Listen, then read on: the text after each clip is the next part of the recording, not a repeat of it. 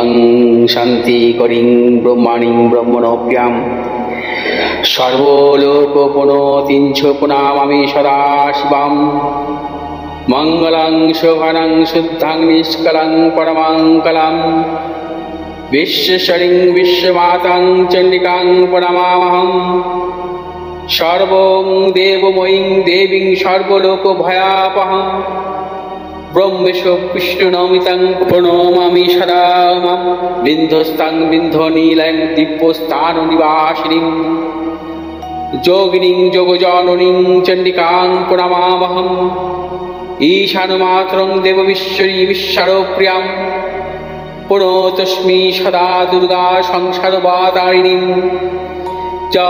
ইদং পঠতি শস্ত্রং সিনুয়াদুপাপি যে নর সমুক্ত সর্বপাপভ্যো মোদতে দুর্গায়ুঃসহ ওং আয়ুর্দেহি যশো দেহি ভাগ্যং ভগবতী দেহি মে পুত্রাং দেহি ধনং দেহি সর্বান কামস্য দেহি মে প্রচণ্ডে পুত্রদে নিত্যং সুপ্রীতি শিরোনায়িকে কুলোদ্যুক্তি করে চক্রে জয়ং দেহি নমস্তুতে রুদ্রচণ্ডী প্রচণ্ড সাহসী প্রচণ্ড বলশালিনী রক্ষমাং সর্বতো দেবী বিশ্বেশ্বরী নমস্তুতে দুর্গে তারিণী দুর্গে তং সর্বাশুভা নিবারিণী ধর্মার্থ মোক্ষদে দেবী নিত্যং মে বরদা ভব দুর্গে দুর্গে মহাভাগে তাই মাং শঙ্করে প্রিয়ে মহিষা সিংহ মদমত্তে প্রণতস্মি প্রসীদ মে হর পাপং হর ক্লেশং হর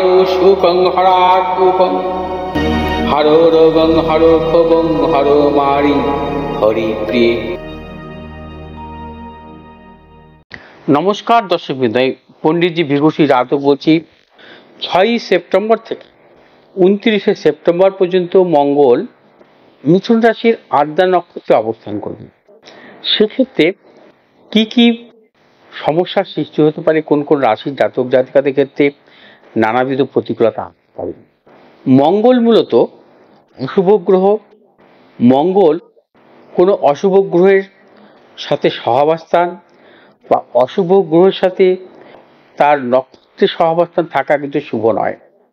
মঙ্গলের সাথে শনি যেমন শত্রু সম্পর্ক, মঙ্গলের সাথে রবির সম্পর্ক অশুভ, মঙ্গলের সাথে রাহুর সম্পর্ক অশুভ, মঙ্গলের সাথে শুধুমাত্র কেতুর সম্পর্ক কিছু শুভ মিত্র। অর্থাৎ মঙ্গলের সাথে শনি, রাহু, রবির সহাবস্থান বা এই নক্ষত্রগুলোতে অবস্থানও কিন্তু শুভ ফল দান করে না। অতএব মঙ্গল বর্তমানের যে রাহুর নক্ষত্রে অবস্থান করবে 29শে সেপ্টেম্বর 2024 পর্যন্ত শুভ নয়। যদি কখনো কোনো জাতক জাতিকার জন্মছকে জন্মকালীন মঙ্গল যদি রাহুর নক্ষত্র থাকে, সেটা কিন্তু মঙ্গলের মহাদশা প্রবলভাবে অশুভ ফল দান করে, আমরা প্রত্যেকে জানি। মঙ্গল রাহুর সাথে সহাবস্থানকালে কোনো জাতক জাতিকার জন্মছকে জন্মকালীন, সেক্ষেত্রে মঙ্গলের দশা সেই জাতক জাতিকার ভয়ানক খারাপ দেয় বা যে কোনো অশুভ গ্রহের দশায় দেখা যায় তার জীবনে নানা রকম প্রতিকূলতা আসে। অর্থাৎ মঙ্গল রাহু যদি সহাবস্থান করে, যদি দেখা যায় সেই জাতক জাতিকার জীবনে মঙ্গলের দশা বা রাহুর দশার মধ্যে চলছে বা শনির দশার মধ্যে চলছে, তার জীবনে কিন্তু অনেক দিক থেকে বিড়ম্বনা আসে। কীরকম বিড়ম্বনা আসতে পারে? তার শারীরিক জটিলতা আসতে পারে, অর্থ ক্ষয় হতে পারে, মামলা মোকদ্দমা সংক্রান্ত সমস্যা আসতে পারে, তার হঠাৎ করে কোনো রকমভাবে আঘাতপ্রাপ্তি ঘটতে পারে, ছোটোখাটো রক্তক্ষরণ অপারেশনও আসতে পারে। আমরা যে দেখি সবসময় সচরাচর যে চোট আঘাত প্রাপ্তি, হঠাৎ ছিঁড়ে যাওয়া ছোটোখাটো অপারেশন বা বড় কোনো অপারেশন শারীরিক দিক থেকে, বা অধিকাংশ ক্ষেত্রে দেখা যায় যে চোট পাওয়ার পর তার মাথায় চোট পাওয়া, হাতে চোট পাওয়া, হাড় ভেঙে যাওয়া, পায়ের হাড় ভেঙে যাওয়া, হাতের হাড় ভেঙে যাওয়া, ঘাড়ের হাড় ভেঙে যাওয়া, কোমরের, এগুলো কিন্তু দেখা যায় সেই জাতক জাতিকার জন্মছকে মঙ্গল রাহুযুক্ত থাকা এবং তার মহাদশা অর্থাৎ শনির মহাদশা বা রাহুর মহাদশা, মঙ্গলের মহাদশা বা মঙ্গলের অন্তর্দশা, রাহুর অন্তর্দশা বা শনির অন্তর্দশায় এই ধরনের বিপর্যয়গুলো আসে। অতএব মঙ্গল রাহুযুক্ত থাকাকে আমরা বলি অঙ্গারক দোষ। এই দোষ কিন্তু কখনো শুভ নয়। মঙ্গল রাহুযুক্ত থাকলে তার দাম্পত্য সুখও পর্যন্ত হয় না। অতএব সেই জাতক জাতিকার বিবাহের ক্ষেত্রে আমরা সবসময় জোটক বিচার করতে বলি এবং মঙ্গল রাহুযুক্ত অঙ্গারক দোষের খণ্ডনও আমরা করতে বলি।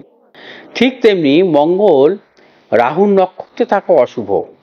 সেক্ষেত্রে দেখা যায় যাদের মূলত বিশেষ করে জন্মকালীন যদি থাকে, তাদের মঙ্গলের দশা বা রাহুর দশা যদি আসে কখনো, তাদের আঘাত, চোট বা পারিবারিক দিক থেকে গুপ্ত শত্রুতা বা কর্মক্ষেত্রে গুপ্ত শত্রুতা, প্রবল অর্থনাশ, আইনি সমস্যা বা যে কোনো শরীরে শারীরিক কোনো চোট পাওয়া, আগুনের ভয়, জলের ভয়, আরো অনেক ক্ষেত্রে দেখা যায় আগুনের তার গায়ে লেগে যাওয়া, জলের ক্ষেত্রে যে ফাড়া আমরা দেখি, সেগুলো কিন্তু মঙ্গল যদি রাহুর নক্ষত্রে থাকে সেই ধরনের সমস্যাগুলো আসে। এবং মঙ্গলের দশা বা রাহুর দশাতে সেই ধরনের সমস্যাগুলো কিন্তু আমরা দেখতে পাই প্রত্যেকটি জাতক এর জন্মছকে।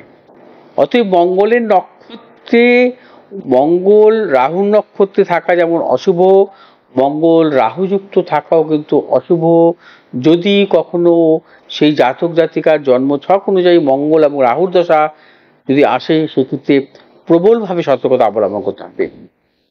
এবং মঙ্গল রাহুযুক্ত, মঙ্গল রাহুর নক্ষত্রে যদি কখনো নিচস্থ থাকে, তার যদি মঙ্গলের দশা রাহুর অন্তর্দশা আসে বা রাহুর দশা মঙ্গলের অন্তর্দশা আসে, সেটা কিন্তু প্রবল মারকও পর্যন্ত হয়। প্রবল প্রবল মারক, তাকে কিন্তু অনেক ক্ষেত্রে বড় শারীরিক বিপর্যয়ও আসতে পারে তার জীবনে। সেই ব্যাপারেও সতর্কতা অবলম্বন করতে হবে, কারণ আমরা অধিকাংশ ক্ষেত্রে সেটা লিখে থাকি।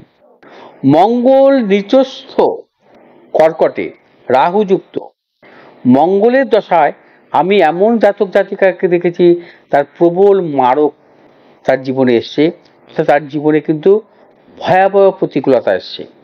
অতএব দর্শকবৃন্দ, যে মঙ্গল যে রাহুর নক্ষত্রে প্রবেশ করেছে 29শে সেপ্টেম্বর পর্যন্ত থাকবে, এটা কিন্তু মোটেই শুভ নয়। এক্ষেত্রে দাম্পত্য সমস্যা আসে, পারিবারিক দিক থেকে নানা রকম প্রতিকূলতা আসে, প্রিয়জনের সাথে মতানৈক্য, গুপ্ত শত্রুতা বা প্রিয়জনের সাথে অশান্তি, তার সাথে বিচ্ছেদ। মঙ্গল রাহুর নক্ষত্রে থাকাকালীন তার মহাদশায় কিন্তু কখনো বিবাহ দেওয়া শুভ নয়। যদি কোনো জাতক জাতিকার জন্মছকে মঙ্গল যদি রাহুর নক্ষত্রে থাকে, তার মঙ্গলের দশা বিবাহ কিন্তু কখনো সুখের হয় না। তার দাম্পত্য জীবনে প্রবলভাবে সমস্যা আসে, এমনকি ডিভোর্স পর্যন্ত হতে পারে। সে বিষয়েও সতর্কতা অবলম্বন করতে হবে। অর্থাৎ বর্তমানে যে গোচরে 29শে সেপ্টেম্বর পর্যন্ত মঙ্গল যে রাহুর নক্ষত্রে থাকবে, এক্ষেত্রে কিছু কিছু রাশির ক্ষেত্রে একটু সাবধানতা অবলম্বন করতে কিন্তু অবশ্যই হবে।